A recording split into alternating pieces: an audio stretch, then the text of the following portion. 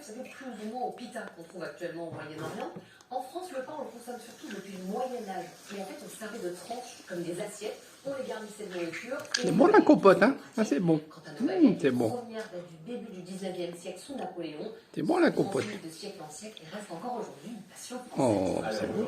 C'est bon la compote, hein? D'ailleurs, à le fabriquer eux-mêmes, à le fabriquer nous-mêmes, on fait faire son pain, c'est tendance là aussi. Et souvenez-vous, ça a surtout décollé au moment du Covid avec l'explosion des ventes de machines à pain pendant les confinements. Tu vois encore la compote? Aujourd'hui, ces machines, on en trouve entre 50 et 300 euros. Alors sur le modèle haut de gamme, vous n'avez vraiment rien à faire.